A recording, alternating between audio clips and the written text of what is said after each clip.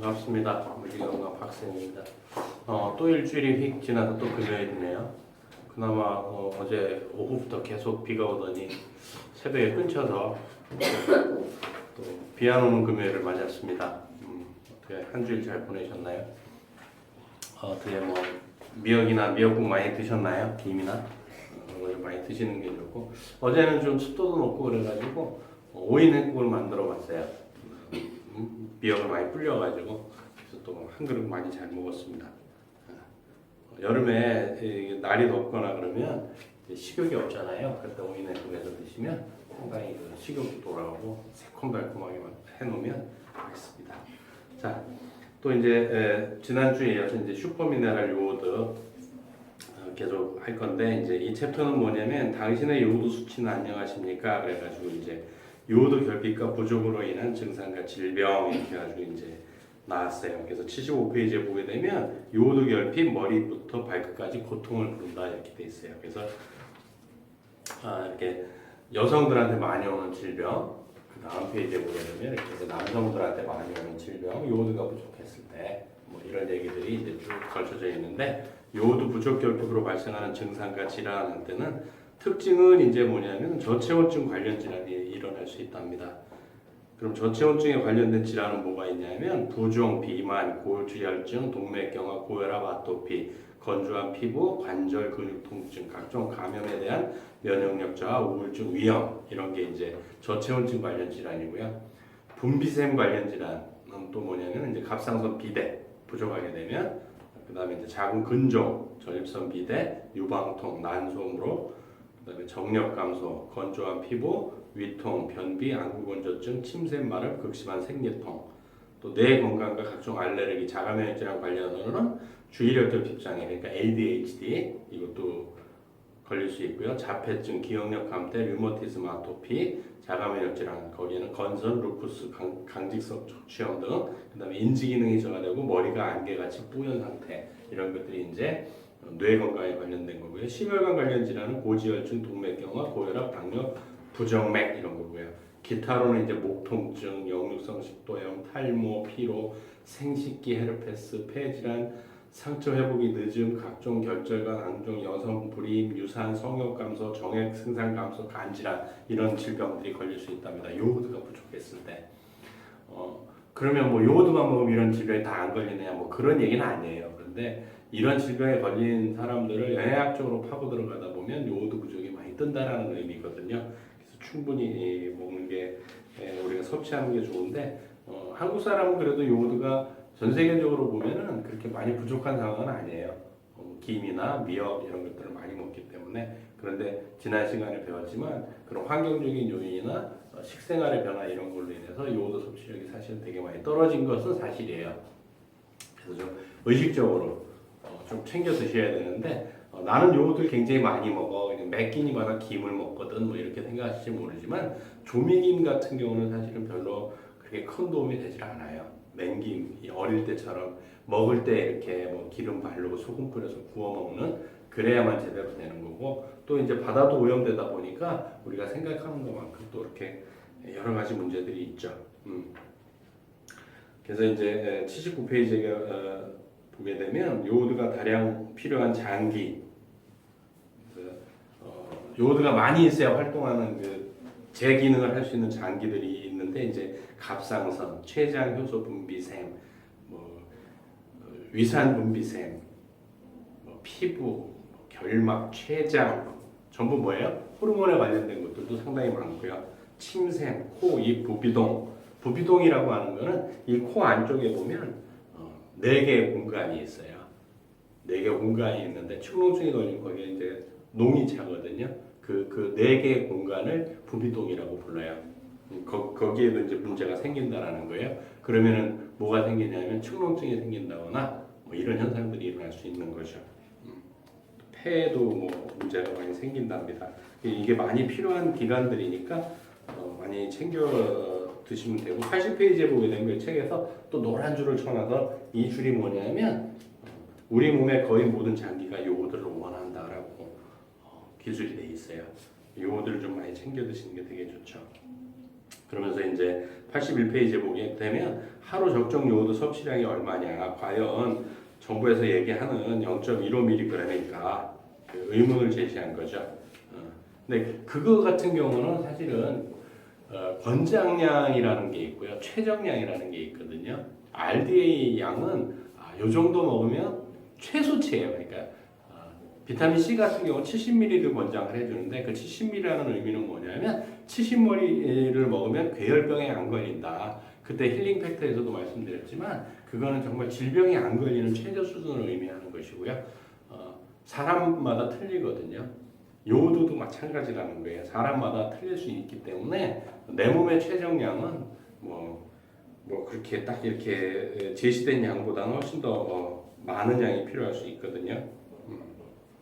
그래서 심한 요오드 관련 병증이라면 50ml까지 고용량이 필요할 정도도 있답니다. 그래서 좀 많이 챙겨 드시는 게 상당히 도움이 되겠죠. 그래서 요오드 결핍이 원인이 되어 중한 질환을 앓는 환자에게는 빠른 교정을 위해서 50에서 100ml까지 약제 처방을 해준답니다. 요오드를. 그래서 뭐 장기별 하루 요오드 소모량 그래가지고 갑상선이 6ml를 소모하고요, 유방이 5ml를 소모하고 그의 장기가 3ml 정도를 소모를 한답니다. 그러니까 체중 20kg면 하루에 5mg 정도가 있어야 되는 거예요, 우리 몸에. 그게 이제 장기들이 제대로 활용할 수 있는 거고, 그럼 체중 30kg 정도 되면 7.5, 40kg면 10, 그럼 80kg면 20 이렇게 올라가는 거예요. 그러니까 좀 많이 우리가 생각하는 것보다 훨씬 더 많은 양을 섭취해줘야 우리 몸 제대로 돌아간다는 얘기예요. 그래서 뭐 고용량이라도 한다고 해도 우리가 뭐 그런 요오드 제제를 별도로 먹지 않는 한 음식을 통해서 섭취할 수 있는 양은 고용량이 될 수는 없거든요. 예를 들어 미역을 통해서 요오드를 섭취하겠다 하면 하루에 필요한 양을 한 3일 동안 안 뜯어 먹어도 안 될 거예요. 그러니까 그런 거 걱정 안 해서 과용량은 걱정 안 하셔도 될 거고요. 또 그래서 나의 요오드 상태는 어떤가? 그래서 90페이지에 보게 되면 잘 낫지 않는 병이 있다면 우선 요오드 결핍으로 의심해 보라라고 이 저자는 얘기를 해놓은 거예요. 근데 한번 생각을 해봅시다. 저는 기본적으로 어떤 생각을 갖고 있냐면 지금까지 공부해보고 강의를 하면서 그 다음에 이제 필드에서 건강 케어를 지도를 하면서 느꼈던 게 뭐냐면 결국 먹거리가 병을 만들거든요. 그래서 어떤 질병이 생긴다고 한다면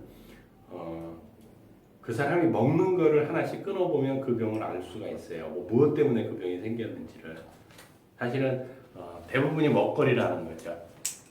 근데 요오드 같은 경우도 어떻게 돼요?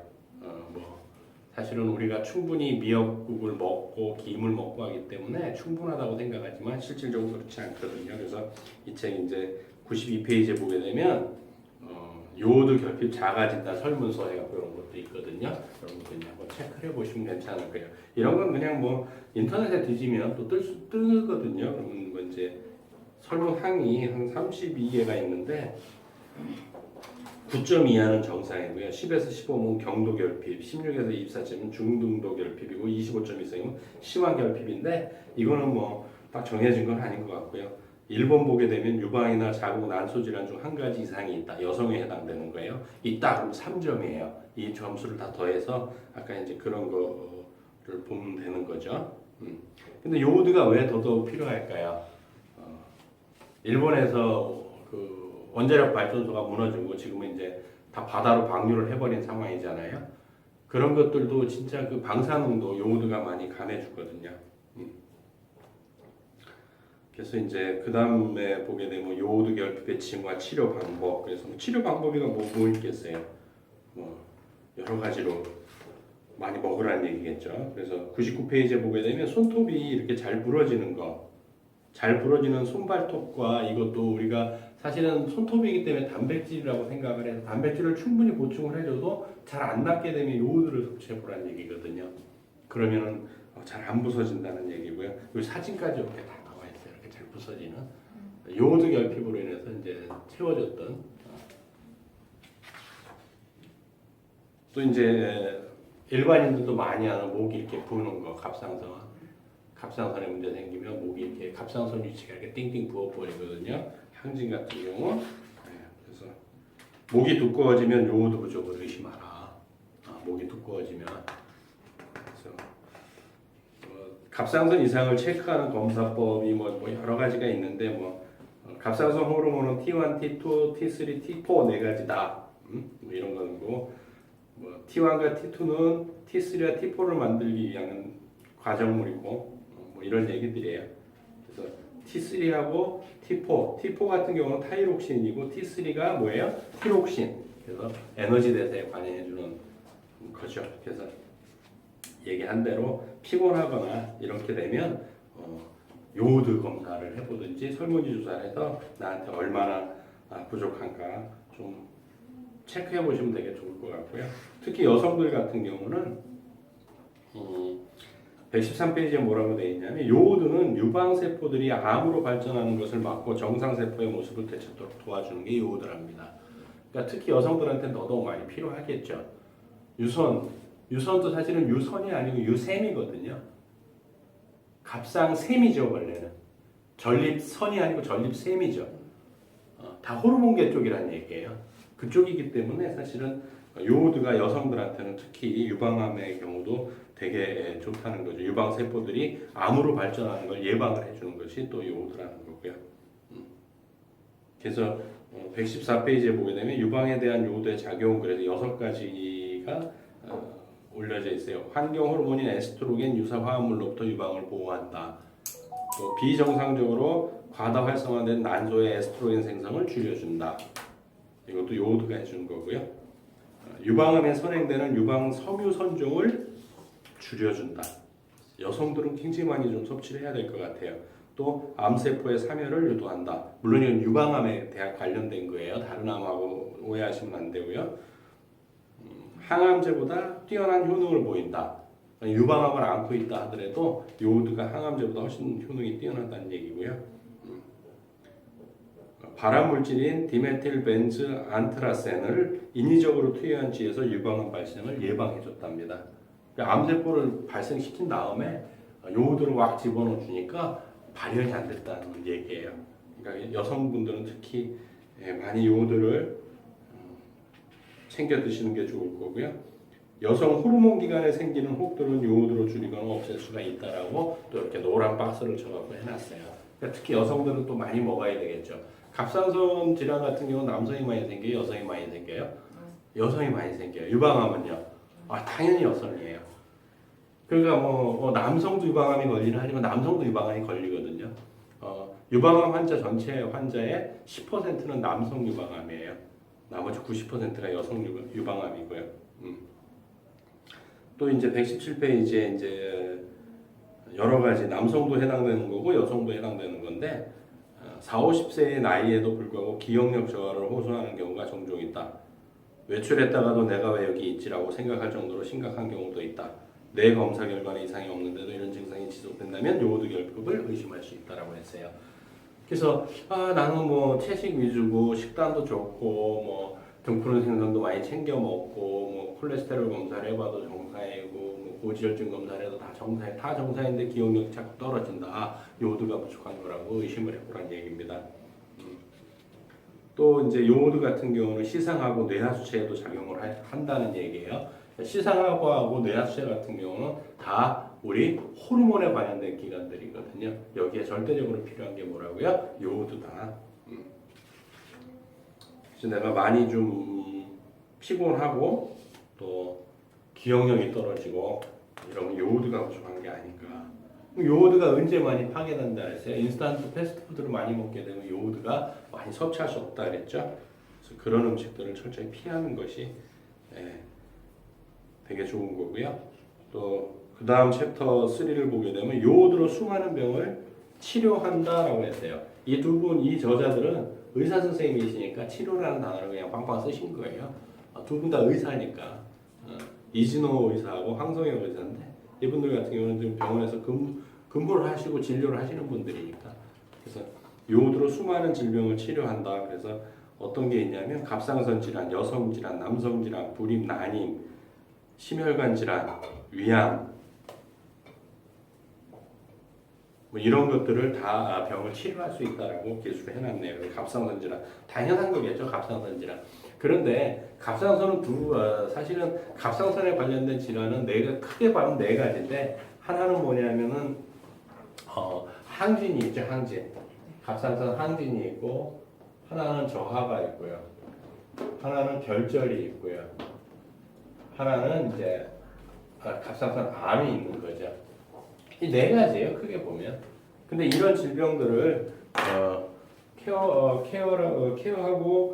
개선시킬 수 있는 게 뭐다? 요오드라는 거죠. 요오드를 충분히 많이 섭취해 주시면 되게 좋은 거죠. 근데 이제 항진과 저하 같은 경우는 문제가 여러 가지가 있어요. 그래서 이게 항진은 뭐냐면 기능을 100%를 해야 되는데 120, 30%를 해버리는 거예요. 요오드가 과다한 거예요. 이런 사람들은 요오드를 드시면 안 돼요. 그래서 이제 다 그런 건 아닌데 항진 환자의 5%에서 10%는 어떻게 되는 거예요? 눈이 이렇게 튀어나오는 것처럼 되는 것도 요오드 기능이 너무 활발해서 그렇거든요. 이런 분들한테는 요오드 섭취를 줄여야 돼요.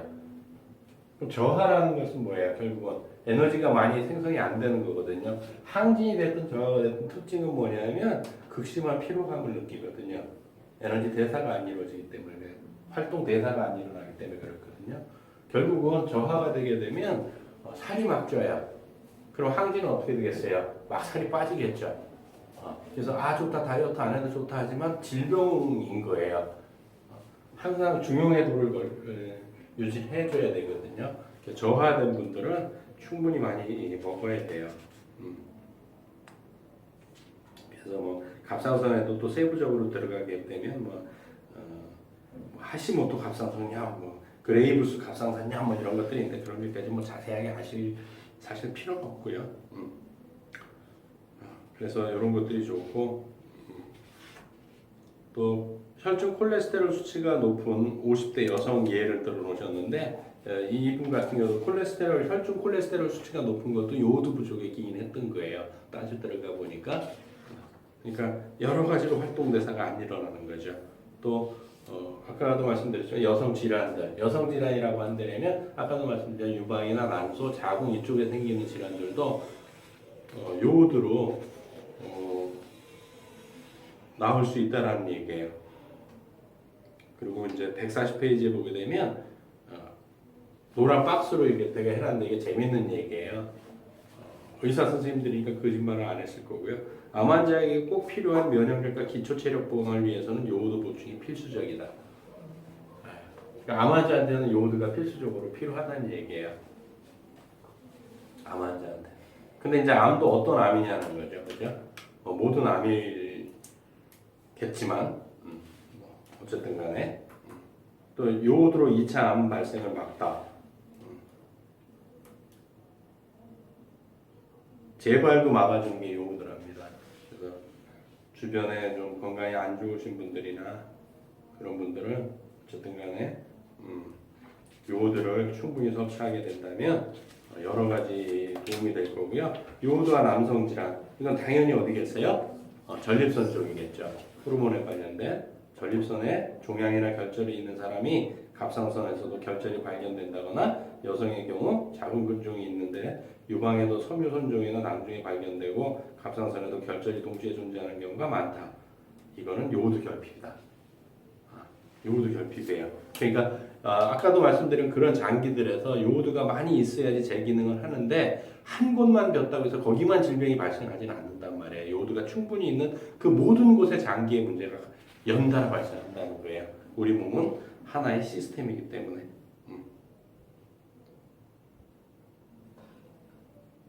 그래서 되게 재밌는 얘기도 있는데 요오드 결핍과 전립선 성기능 문제가 복합적으로 나타나는 환자라면 그 안에 요오드를 발라주래요. 그럼 좋대요.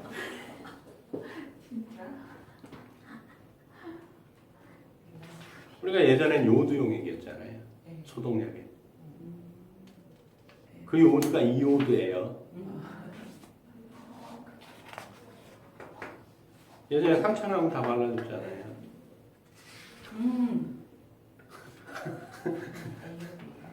그래서 또 요오드가 이제 불임과 난임에도 불임을 치료하는 요오드라고 책에 이렇게 돼 있거든요. 요즘은 이제 재밌는 게 153페이지도 불임이 마치 유행병처럼 확산되고 있다라고 돼 있거든요. 그런데 불임이 가장 뭐 이렇게 확산되는 이유 중에 하나가 무슨 요오드 부족인 것만은 아닌데 가장 큰 원인은 뭐냐면 환경 호르몬이라고 생각을 하거든요. 환경 호르몬이라고 하는 것은 에스트로겐 유사 물질이거든요. 에스트로겐 유사 물질이기 때문에 남성의 생식 능력을 자꾸 떨어뜨리죠. 물론 되게 재밌는 일이긴 하지만 남성 생식기가 결정되는 것도 에스트로겐 때문에 남성이 결정되거든요. 사실은 여성인지 남성인지가 에스트로겐이 그때 얼마큼 많이 지나갔느냐에 따라서 여성이 되고 남성이 되는 건데 이 문제가 생겼을 때, 그러니까 불임이나 난임이 생기는 것도 사실은 요오드의 부족이 되게 많다라는 거죠. 근데 환경 호르몬이 남성의 고환을 축소시키고 정자의 수를 줄여버리거든요. 그리고 기형을 자꾸 만들어내요. 그래서 불임이 점점, 난임이 점점 많이 생기는 게 아닌가. 정자 같은 경우 뒤에 꼬리가 정상적으로 운동을 해야 되는데 기역자로 꺾어진 것들도 있고요. 활동성이 전혀 없는 정자도 되게 많이 늘었다는 거죠. 그러다 보니까 불임이 늘어나는 거죠. 국민건강보험공단에서 12일 최근 5년간 그래서 2008년부터 12년 불임에 대해 분석한 결과 2008년 16만 2천여 명에서 2012년에 19만 1,000명으로 4.2%씩 연평균 증가했답니다. 그러니까 굉장히 많이 고통받는 거죠. 그래서 남성은 11.8% 그러니까 12% 정도가 남성한테 원인이 있고요. 증가한 게 여성은 2.5% 남성이 여성보다 4배 이상 급증한 거예요. 그러니까 예전에는 어떻게 됐어요? 불임이다 이러면 무조건 여자 책임이었잖아요. 근데 그게 아니라는 거예요. 지금은 남자 책임이 훨씬 더 지금 전 개인적으로 반반이라고 보거든요. 여기도 이제 154페이지에도 이 선생님들도 이렇게 해놨네요. 불임이 이렇게까지 증가하는 원인은 무엇일까? 필자는 환경 오염이 가장 큰 원인 중 하나라고 생각한다. 많은 학자들도 동의한다. 굉장히 중요한 얘기예요. 그래서 이제 해놓은 게 각종 공업 해수, 독성 화학 물질, 농약, 살충제, 중금속 등의 환경 호르몬이 체내에 축적되면서 유방만소, 자궁, 고환을 손상시키고 기능을 저하시켜 불임에 이르게 된다는 연구 결과가 속속 발표되고 있다. 결국 환경 때문에 이렇게 된다는 거죠. 그러면 환경이 전부 다냐? 뭐 그런 건 꼭 아니고요. 결국 우리가 먹거리에서도 많은 기인을 하고요.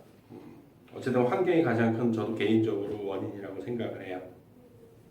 또 저체온증이 불임의 원인이라는 사실은 지금까지 잘 알려지지 않아 있는데 저체온증이 되면 불임의 원인이 된답니다.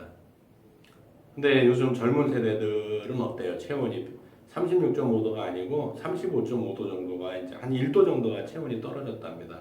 근데 평균 체온이 1도 정도가 떨어졌는데 체온 1도가 떨어지게 되면 면역력이 30%가 줄어들거든요. 그래서 더더욱 취약한 상황으로 놓이게 되는 거죠. 그러니까 겨울 되면 되게 재밌는 현상들이 많죠.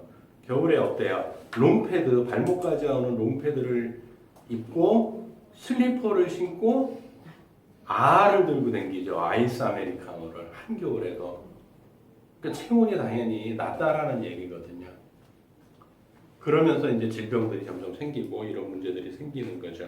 물론 또 이제 일부러 아이를 안 갖는 케이스도 되게 많죠. 왜냐하면 이제 여러 가지 지금 뭐 N포 세대라고 해서 여러 가지들을 사회적인 경제적인 문제들 때문에 그런 케이스도 있지만 사실은 결혼을 하고 아이를 원하지만 안 생기는 그런 부부들도 심적 고통이 되게 심합니다. 그래서 또 심혈관계 질환도 합병증 막아주고 요오드와 위암에 대해서 얘기를 했는데 저위산증, 위산 저하가 일어났을 때도 요오드를 충분히 섭취해주면 위산이 정상적으로 나온답니다. 우리가 요오드를 충분히 섭취해야 되겠죠. 그렇다고 옛날에 바르던 아까진기를 막 들이마실 수도 없는 거고, 그죠? 그래서 환경 오염으로부터 우리 몸을 지키는 건강한 습관이 이 두 분 의사 선생님 뭐라 그랬어요? 요오드를 충분히 섭취해줘라. 그러면 충분하다. 아까 얘기했죠? 20kg일 때 5mg, 30kg일 때 7.5. 그 체중에별로 그러면 자기 몸무게를 X를 놓고 X 얼마큼 필요하나 해보면 되겠죠.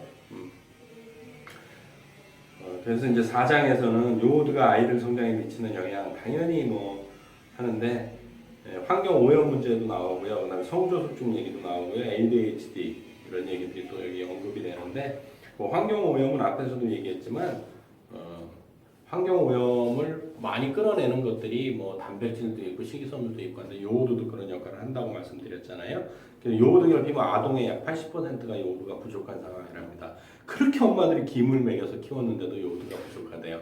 그럼 왜 이렇게 요오드를 그렇게 김을 먹여서 키웠는데도 요오드가 부족할까?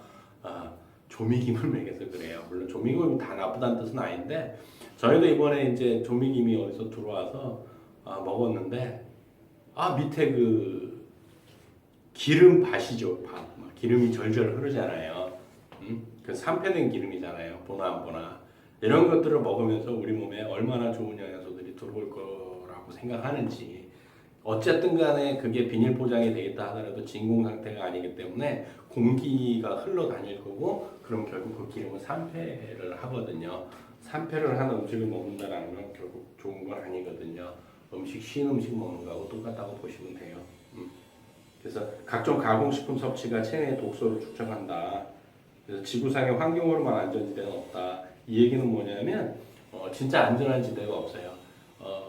월남전에서 그렇게 많이 썼던 DDT라고 하는 거 제초제 역할을 하는 거죠. 그러니까 제초제인데 일종의 제초제인데 식물도 다 죽이고 동물도 다 죽여버려요. 그게 한 번도 DDT가 뿌려지지 않은 남극 얼음 밑에서 생선을 잡았는데 그 몸에서 DDT가 한 단계 분해된 DDE 형태로 남극 밑에 있는 그 찬물에 있는 생선들한테서도 DDE가 나오고 있다라는 게 슬픈 현실인 거죠. 그래서 아이들이 이렇게 요오드가 80%가 부족한 이유가 여기 또 아이들이 가장 좋아하는 피자와 햄버거와 감자튀김 이런 사진까지 올라가져 있고요. 가공식품과 과자, 캐러멜 등의 엄청난 양의 중금속, 독성 물질, 환경 호르몬이 포함되어 있다는 사실이다. 그런데 어때요? 아빠들이 정신 못 차리죠. 술 한잔 먹으면 이쁜 애기들 어떻게 해요? 과자 사오죠. 그래서 막 먹이죠. 자는 애 깨워서 먹이죠. 그래서 아빠 좋지 이렇게 묻죠. 좋기는 개뿔입니다. 과자 좀 먹이지 마세요. 엄마들도 비슷해요. 뭐냐면 밀가루 먹이지 마세요. 그러니까 빵하고 국수만 안 먹이면 밀가루 안 먹인다고 생각을 해요. 그리고 과자는 사줘요. 과자는 그러면 뭐 쌀가루인가요? 그것도 밀가루거든요. 또 환경 호르몬과 성조 숙증. 환경 호르몬은 아까도 말씀드렸지만 에스트로겐 유사 물질이기 때문에 성조 숙증을 불러 일으킵니다. 그래서 아이들의 성조 숙증이 걱정된다면 플라스틱부터 버려라라고 돼 있어요. 플라스틱. 근데 우리는 플라스틱이 우리 집은 뭐 플라스틱이 별로 없을 거라고 하지만 네버입니다. 어마무시한 플라스틱이 있고요. 우리 옷도 플라스틱이에요. 천처럼 돼 있지만 다 석유에서 뽑았기 때문에 플라스틱이고 또 우리가 모르는 요즘 수도 파이프 옛날에는 동관이나 이런 걸 썼는데 지금은 우레탄 쓰죠. 그 다 플라스틱이에요. 환경 호르몬이고요. 그래서 이제 가장 심각하게 문제를 일으킨 게 뭐야? 프탈레이트하고 비스페놀 A인데 비스페놀 A 같은 경우는 어디에 많아요? 종이컵 안에 있는 그다음에 이제 뭐 그런 우유 팩 안에 들어 있는 종이를 안 찢어지게 할 수 있는 거 그런 것들이 다 비스페놀 A거든요. 그런 걸 우리는 알게 모르게 엄청나게 먹는다는 거죠. 캔 음료 안에도 다 있습니다. 알루미늄만 있는 게 아니에요. 그 알루미늄 그 겉에 쌓여져 있는 것들이 비스페놀 A 이거 다 그런 것들이거든요. 또 이런 것들 때문에 우리가 된다. 결국 그래서 뇌 기능도 건강해지지 않기 때문에 ADHD가 이렇게 많아지는 거다라는 얘기들이 그래서 중금속과 환경 호르몬이 ADHD 발병률을 높인다라고 해놓으셨어요. 물론 이제 이런 얘기하면 또 이제 뭐 조금 그렇긴 하지만 외국인 의사가 지은 책이에요. 정신과 의사인데 병에는 유행이 있다. 한 병원에서 ADHD를 처방을 하기 시작하면 전국이 다 ADHD를 처방을 한다. 그래서 그 책 제목이 뭐냐면 정신병을 만드는 의사들이라는 책이에요. 실질적으로 책으로 나와 있고요. 그런 거 읽어보면 좀 과잉 진료인 탓도 없지 않아 있는 것 같아요. 우리나라 의사 선생님이 아니고 외국의 의사 선생님이 한 얘기긴 하지만 또 임신 출산하고도 직결된 게 요오드인데 갑상선 장애를 앓는 임산부가 증가하고 있다. 우리가 많이 먹는 것 같지만 별로 못 먹는다는 얘기고요. 그래서 임신 전 요오드 섭취가 굉장히 중요하다. 임신을 계획 중인 모든 여성은 임신 전에 요오드를 충분히 보충하여 체내 수치를 정상화시키는 것이 중요하다. 전 세계 산모의 50%가 요오드 결핍이다. 향후 태어날 아이의 두뇌 발달과 성장에 요오드는 중요한 역할을 하므로 체내의 요오드가 충분한 상태에서 임신해야 하는 것은 더 이상 선택사항이 아니다. 근데 우리는 임신 전에 항상 뭐만 걱정을 해요? 엽산만 걱정을 하죠. 그냥 문해아나 이분 척수만 안 생기면 되고 갑상선 질환을 평생 앓고 살아도 되는가요? 꼭 그런 건 아니잖아요. 그러니까 임신 계획이 있으면 요오드도 충분히 좀 섭취하는 게 아이의 IQ가 상승한답니다. 요오드가 충분하면 우리나라 엄마들 아이들 IQ 올라간다 그러면 별짓을 다 하시잖아요. 그러니까 그런 것도 있고 그래서 이제 뒤에는 뭐냐면 후쿠시마 방사능에 대한 얘기예요. 결국 이 방사능조차도 요오드가 많이 잡아준다는 얘기니까 우리는 충분히 먹기는 하지만 더운 여름에 우리가 요오드를 많이 섭취할 수 있는 방법은 초두에 말씀드렸듯이 좀 새콤달콤한 오이 냉국을 만들어서 또 오이 씹고 먹는 한 주가 됐으면 좋겠습니다. 수고하셨습니다.